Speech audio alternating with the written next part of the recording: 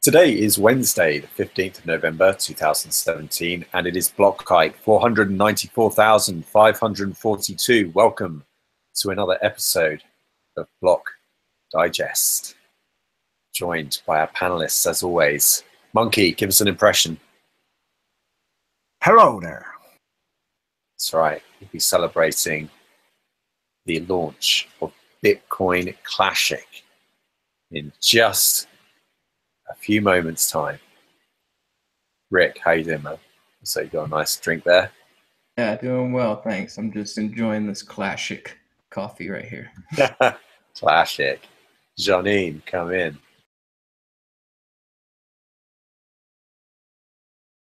You're muted. Hello. Uh-oh. Oh, and then she came on twice. Fantastic. Acnix. Hey. Yo, from the Bitcoin bus. All right, Monkey, you got any zinger jokes for us?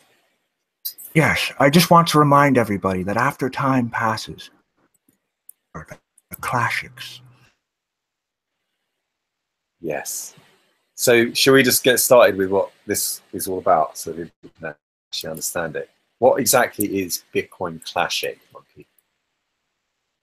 The real Bitcoin Cash. It's the original chain that was forked off on August 1st. Okay, but how does it compare to BCH Classic that so many of our viewers will be familiar with? Well, I mean, what happened here is really they hard forked and thought they could just steal Bitcoin Cash's name. The reality is that Bitcoin Cash still exists. The chain is being mined, and what exchanges are listing right now is Bitcoin Cash. It's not. It's a fraudulent imposter. It's not the true Satoshi vision. It's not the true vision. I see. Okay. And what was controversial about the hard fork exactly? What was contentious? Well, I mean, obviously, you know, the EDA was put there to the benefit of miners, which are the integral part of the system. And this wasn't something that all the miners were consulted on. I mean, obviously, like, they're still mining the original Bitcoin Cash chain. So I guess that there just wasn't unanimous consensus. So how many blocks are they so far into this thing? 2 or 3 now, you know, and after we get to 2 or 6, we 3 should blocks. see the emergency difficulty adjustment kick in. 2 or 3 blocks does not a blockchain make. Oh, but it does. It's still live. It's still moving forward. I mean, this is how difficulty works. A lot of miners moved away, but the ones who stayed, they're still keeping the chain going. Okay. And this is the same chain that the BCH Classic miners are working on. There's no difference between the two. No, it's just a little bit of a branding confusion, but you know, there's a lot of that these days. Yeah, there is, isn't there? So many Bitcoins. So many Bitcoins. Bitcoin Clashic. Here it is. And I understand that the name was chosen so that everyone reading it and saying it will necessarily do a Sean Connery impression. That's unavoidable. That's part of the design implementation. Is that right? Well, yes, it's literally vouched for by Sean Connery himself. You just look on the website. And am I right in saying that this is kind of a metaphor for consensus? That by getting everyone to say it in that same voice, the way Sean Connery would say it, that we all spiritually agree to the consensus of how it's spoken. Was that deliberate? Yeah. I mean, I mean, who else can make a claim to be 100% correct all of the time besides Sean Connery? And Sean Connery is saying this is Satoshi's true vision. True vision, you mean? Yes, the right. True vision. So we'll be following this story as it progresses, and you can follow along with all the stories that we discuss in today's show in the description right below this video, where you'll also find a link to the chat room, Bitcoin Mumble, where we hang out 24/7 and just talk about nothing but Bitcoin, blockchains, and philosophy. So, what's Peter Smith up to? Well, who wants to take this so Monkey's not rambling the whole time? No, come on. I want to hear you rant. And I want to hear you do it in the style of Sean Connery. Well, this little impetuous son of a bitch is wasting all of his company's times and resources implementing some shitcoin instead of integrating segregated witness into the wallets so that people can save money on the fees. I don't understand what this man is thinking. He has no ever. That was kind of like an American Sean Connery, but I like it. It was good. Really good. It was really good. So I can only do short sprints. I can only do the short sprints, and then my voice breaks.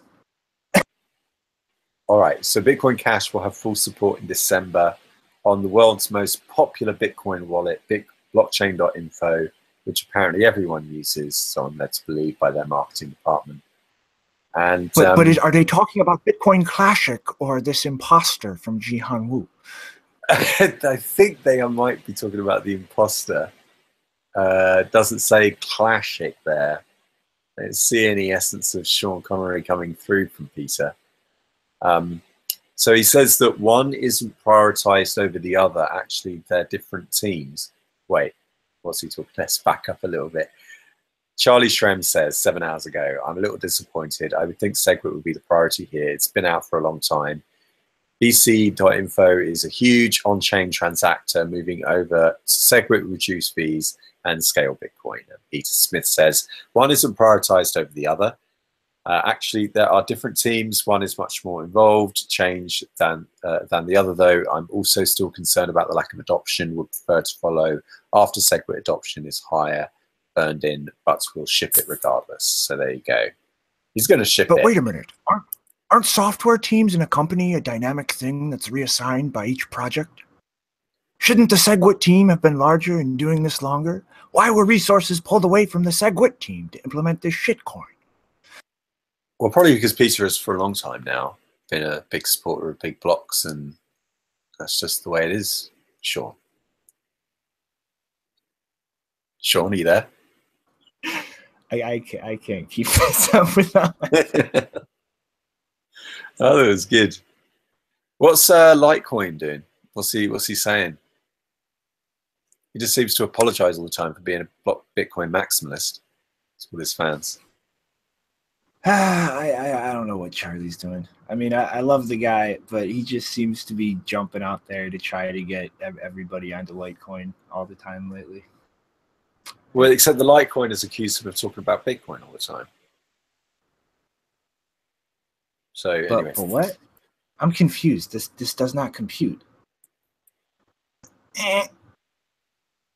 Right. So Kyle Torpy is in the chat. We're a big fan of Kyle. Thanks for joining us. And he says, worried about lack of adoption, we're going to implement anyway. So they're going to do it anyway. They're going to spend resources on it, but they are worried about the lack of adoption. So there you go. All right.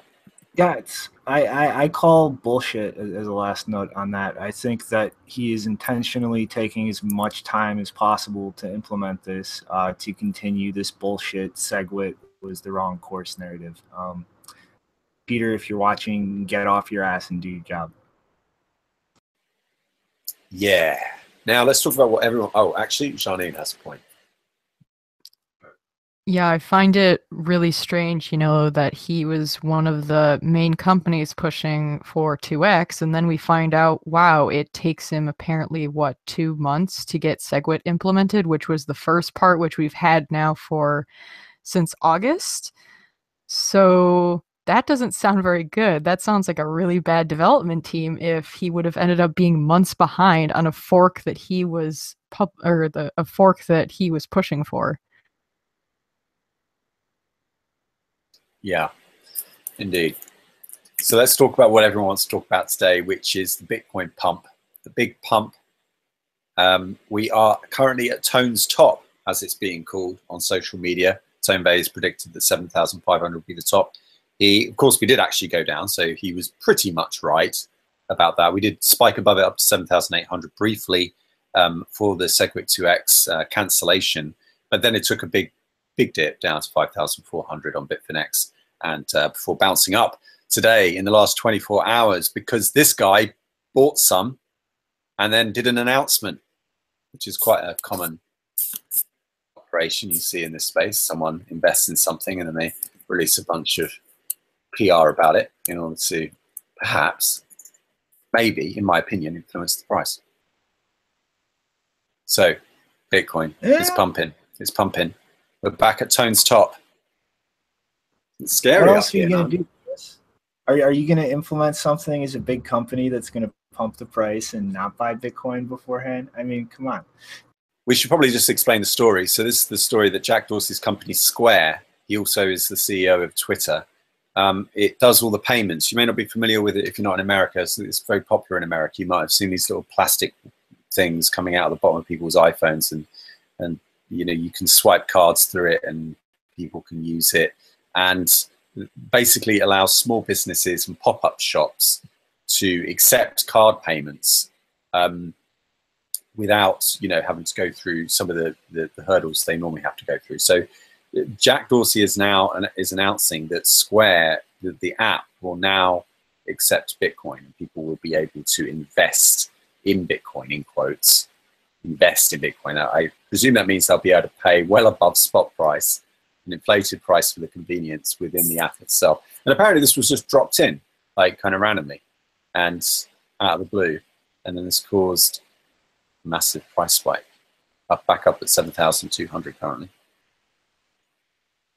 No, I mean, if they want to drop in a pilot and test the waters, this would be fucking huge. I mean, like, I don't know. Watching have been around long enough to remember Circle, but that was probably one of the best, like, non-peer-to-peer ways to buy Bitcoin I've ever used. It's literally press a button, get credited, and can immediately withdraw without any kind of waiting period. Can bring that kind of on-ramp back to Bitcoin. That is huge. Yeah, I've really missed Circle since they left the space, and I know that it would be very nice to have some sort of easy purchase option outside of Coinbase. You know, this whole argument of these forks and what they're going to do with them and everything is really kind of shaking my trust in them. So it'd be nice to have somebody else to go to. I think that's a pretty reasonable reason to get the price up. So I don't know if you guys saw this, but Jim Cramer even did a piece on it and was actually quite vocal and quite positive about Bitcoin. Wasn't always that way with old Cramer. He didn't always like Bitcoin, but on Mad Dash, he was talking about it, and he even said, "Oh, let's get a cryptocurrency expert on to educate the panelists about crypto," and they even wanted to know what a fork was. But he was very positive about Square's announcement. And in the Whale Pool chat room, which is the sister chat room to the Bitcoin Mumble, where they talk about price speculation and charting and so on, they were like over the moon with this. It's like, oh, mainstream adoption is coming. You know, the everyday person will be able to buy Bitcoin through this app.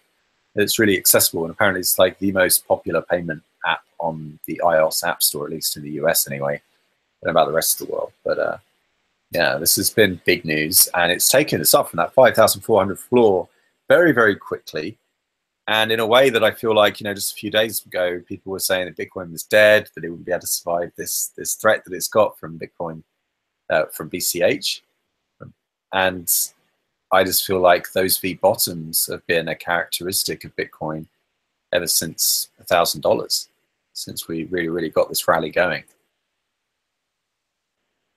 Yeah, it's always hard to call where that bottom's going to be on these dips because, yeah, every time I hear about where it's going to be, I'm always like a little below where it should be. But yeah, I saw Cramer was also really excited about these CME futures, and you know, like between those futures and if a lot more people can start getting access to Bitcoin real easily through this Cash App, then yeah, that's a lot of adoption coming in from a couple of different angles. So, you know, I don't know that much about technicals, but I imagine like we could pull back more, but I'm going to turn into that skeleton waiting for that dip that I want. Yeah. I'm sorry, Chris. I just have to correct you. It's Bitcoin Clashic that everyone should be scared of, not this Jihan imposter coin. Right. Okay. Yes, of course. That is Bitcoin Clashic. That is the real threat to Bitcoin, existentially in every way. Currently 3 or 4 blocks into its blockchain. Got quite a high difficulty, but hopefully it will be saved, and we can get on to restoring Satoshi's True Vision TM. And also want to just, before I move on quickly, give a big shout out to Bombo in his low leverage long, finally in profit. So well done, Bombo. I know that drawdown was really, really painful there for a while. Okay, so the story that never ends. And I don't want us to keep on going on about Bitcoin Cash, because really, but this is necessary. We do have to say this. BitMEX, the derivatives exchange in the Seychelles, they've released an announcement. And it should come as no surprise to anyone, because I think that Arthur Hayes has made this clear before, and various employees of BitMEX have been over at Whalepool and have expressed their view. But they have said that they will not be distributing the Bitcoin Cash holdings to their customers directly, but will instead be selling it in for Bitcoin and then distributing the proceeds to the Bitcoin customers. So anyone holding Bitcoin around the time of the 1st of August, just after the block height 478,588, which was around 1 p.m. on the 1st of August. If you had a positive Bitcoin balance and a margin balance at the time, you will be credited for that margin balance. You'll be given a proportion of the proceeds from the sale of Bitcoin cash in exchange for Bitcoin. Now, they also have released a Bitcoin Cash futures contract, BCH X17, which expires on the 24th of November. So apparently they're tying that to Polo as the exchange rate, and you can short it up to 20x. You can also go long on it, although I'm not quite sure why you would. Though I may be forced to eat those words if it does make a comeback and somebody decides to pump it again. Short the imposter into the ground. 20x short. 20x short on Bitcoin. The imposter, the BCH imposter. And then, of course, we've got to petition BitMEX to then take the forked coins of the Bitcoin Cash at the time of the Bitcoin Clashic fork, which has just happened. So then everyone's got to get those as well. It's going to be a bit of a mess. It's going to be a big recursion, you know? Well, I mean, things can get pretty weird when you just, go off course from Satoshi's True Vision. That is true. That is true. Hopefully we're going to be saved. Acnix, are you there? What's up? What do you make of it all?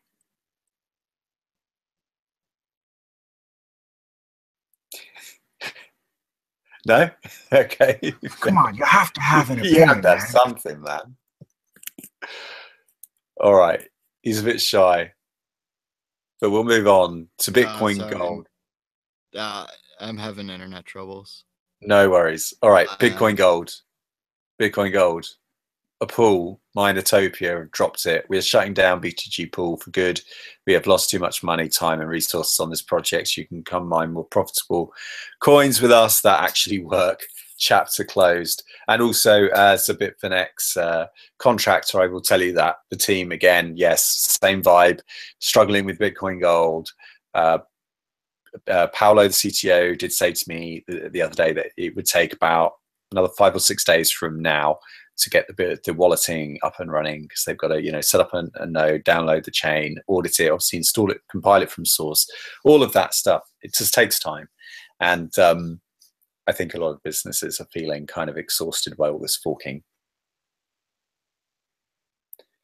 So yeah, I don't really know what to think of this, because I mean, on the one side, this has been a shit show with the Bitcoin Gold client rolling out. But on the other side, I mean, Pool took on that responsibility, and they just kind of washed their hands of it because things didn't go perfectly off the bat. So if they had issues, they shouldn't have even implemented it in the first place. You know what I mean? Yeah, I agree. But from one software release to another, How does Bitcoin Gold compare to Bitcoin Core, the new version, 0.15.1? Johnny. Yeah, so this was in all the chaos of all this forking. There was actually a new release of Bitcoin Core on November 11th, and we haven't gone over it yet in the show, so I just wanted to point out a few things of what it changed. First, it talks about how they implemented some, quote, network fork safety enhancements for how Bitcoin Core deals with invalid blocks and to prevent peers from wasting resources. One of those changes is that outbound peers that provide a chain with less work than the minimum chain work during initial block download or serve block known to be invalid will be disconnected. And they've also made a few remote procedure call changes. There's no longer a current block size value under BitMEX.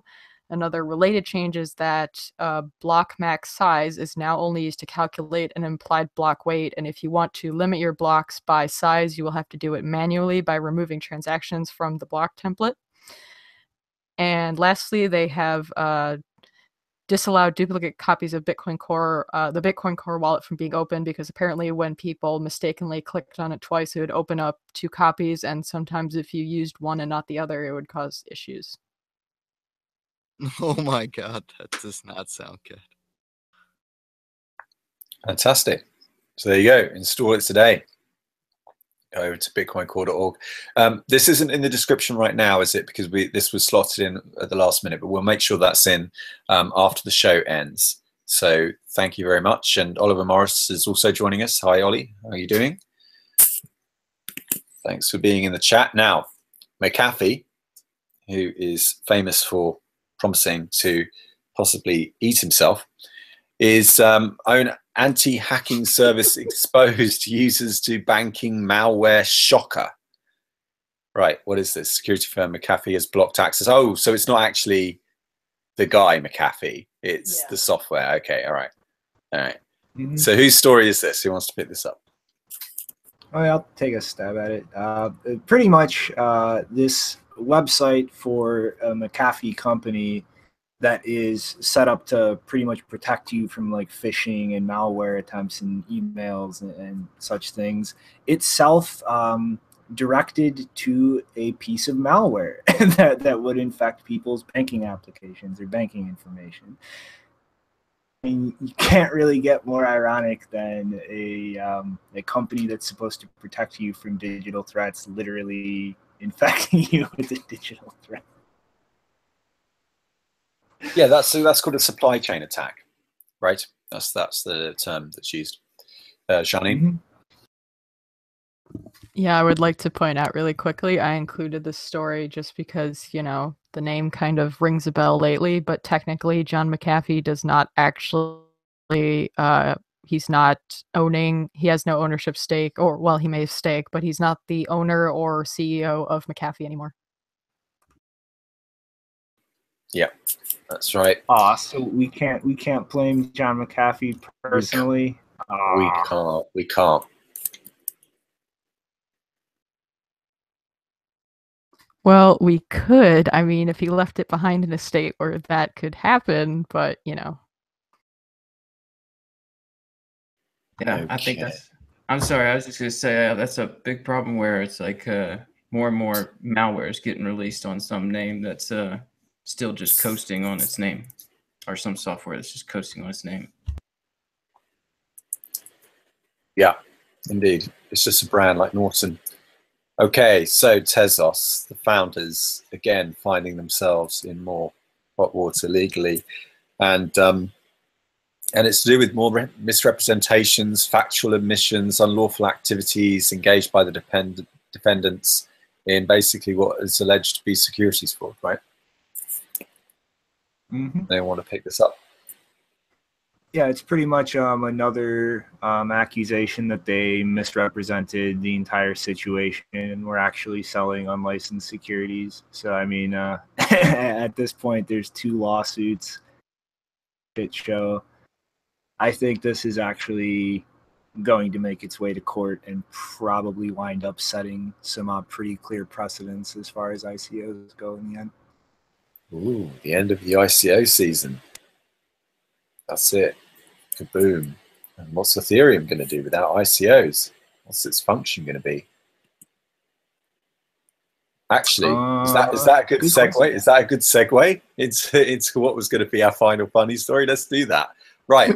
So with the existential threat facing ICOs, another possible threat is that an organization known as Gab, which I'll leave to Shinobi to define and describe for you, we got this triggering on social media from Vinay Gupta, who works at Ethereum.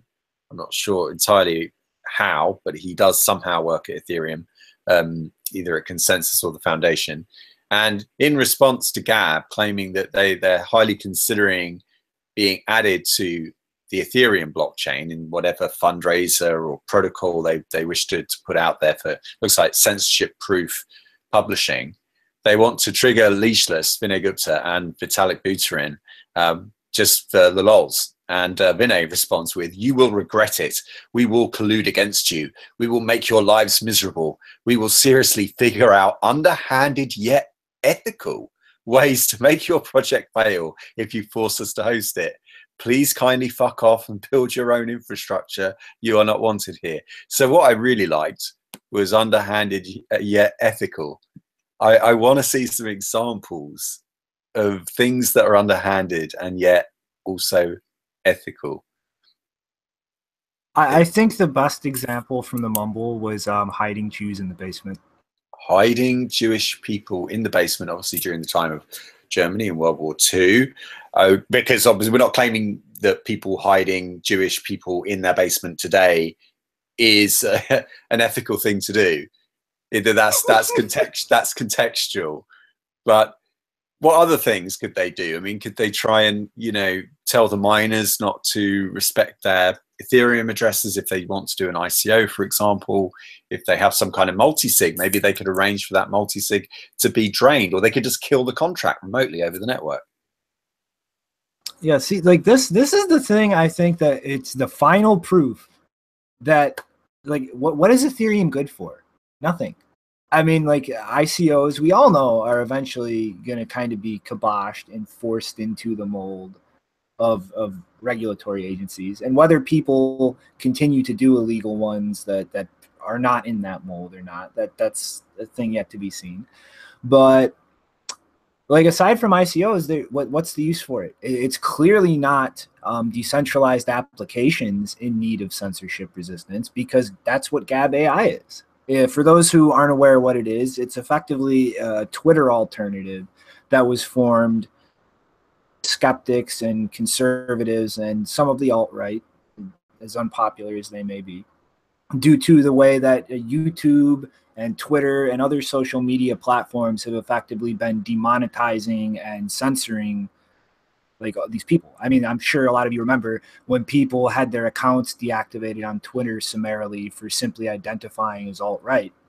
And Gab.ai recently, I believe within the past month, hosting provider threatened to shut down the entire platform, offending tweet or what they're called on Gab.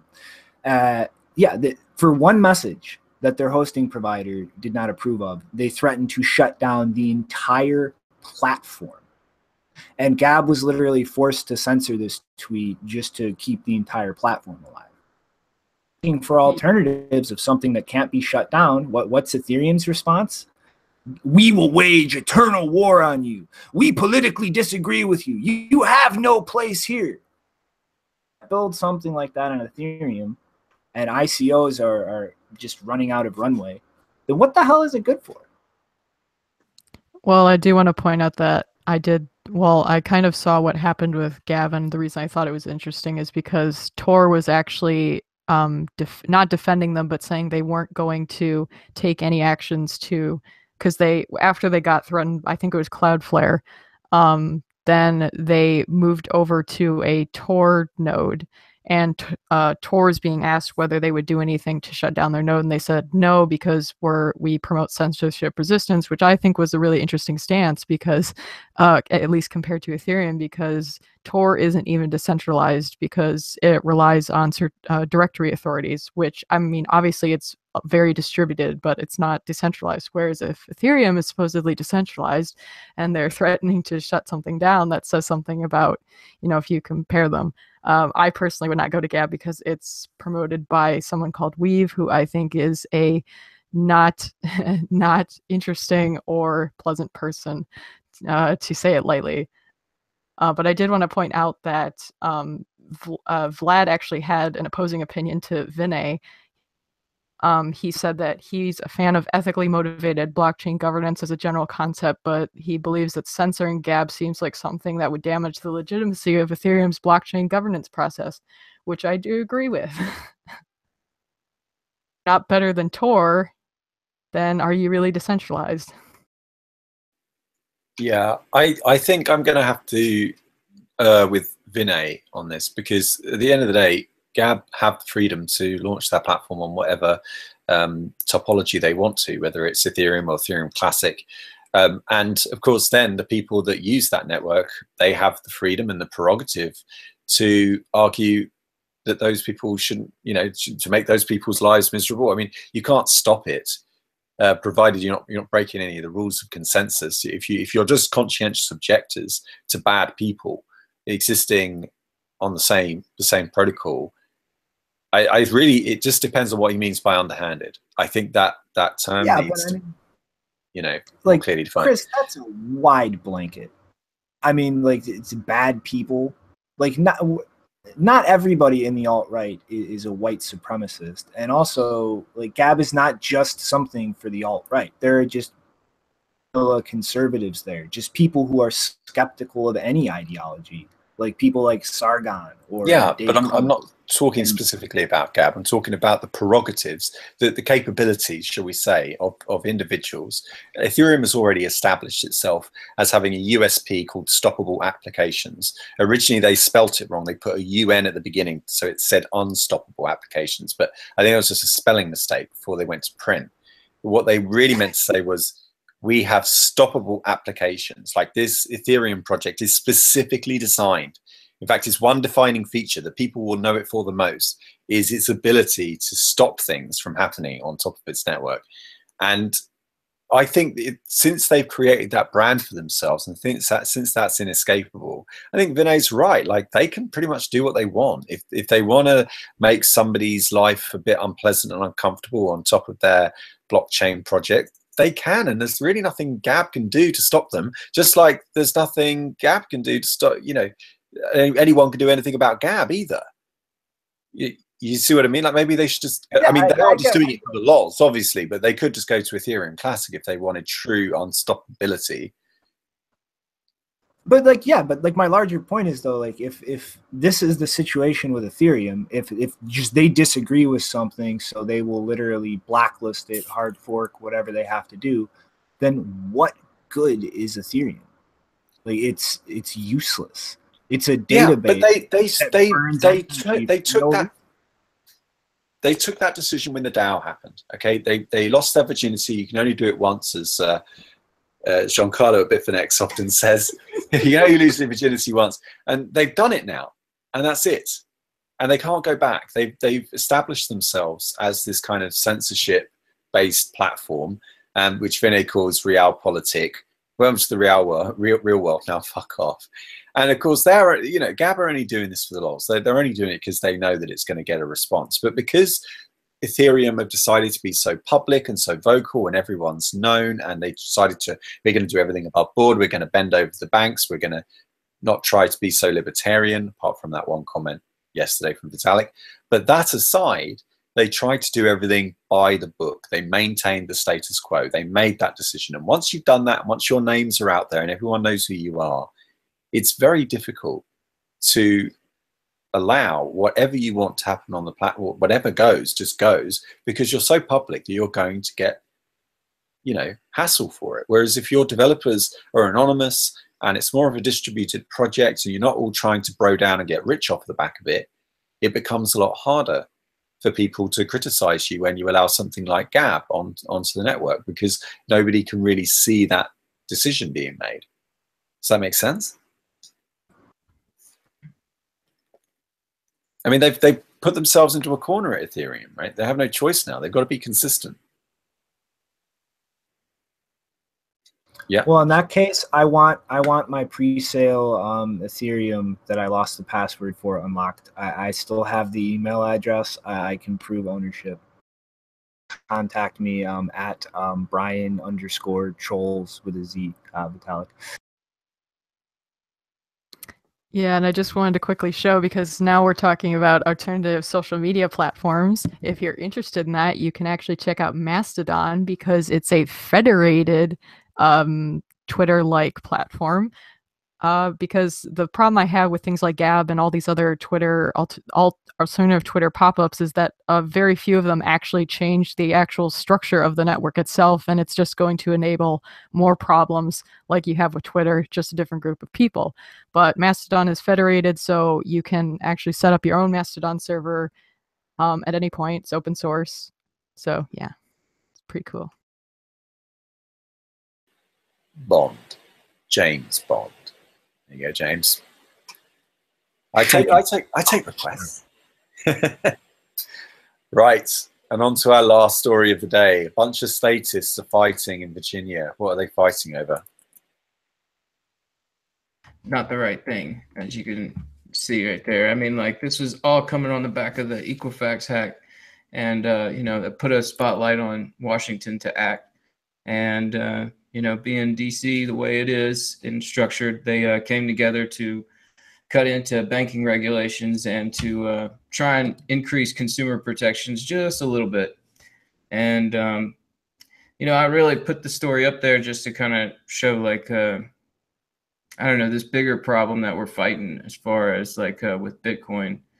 Just you know, these guys in DC, they really don't have the interest of the people at heart, and you know, these revolving doors as far as with Wall Street and with the guys at the Treasury and the way that they pass legislation and lobbying, and I mean, it's just it's something really aggravating. I mean, as far as the actual consumer protections on there, the only two things listed in this article was that consumers will get credit bureaus would offer credit to freeze credit, and veterans with medical debt and whistleblowers of elder financial abuse would get protections. But the bulk of it looks like it was deregulating the Dodd-Frank Act, like some things in there that they were doing with the subprime loans to try and stem that. And so, yeah, it looks like this is just the overall bigger problems why I'm in Bitcoin. So hopefully you can just keep that and remind myself. Right. Yeah, I mean, it's always good to have that wider context to things. I mean, unless you think Satoshi is the slickest con man in human history, he didn't make this just to get rich. He made this to fix systemic problems in our economy and our financial sector and in general. And yeah, it's always good to kind of keep that in focus.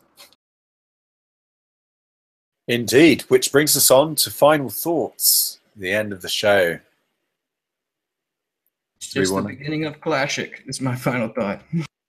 We should also remind people that actually we're coming up for the end of season 2 this week. So Friday will be our last show for a while. We can take a short hiatus and we'll be back. But we're thinking of maybe changing up the format a little bit, maybe to going to 2 or 3 shows a week and trying to go for quality over quantity. And you can, of course, join us in that open discussion on the Bitcoin Mumble. Again, the link is in the description below at the very top there.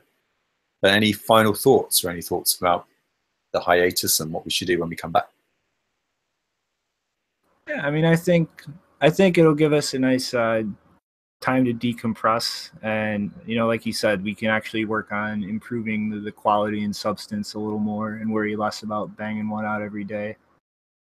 I mean, of course, I'm sure sitting around in the chat, we're gonna come up with some other stuff to push out, like the last hiatus in the meanwhile.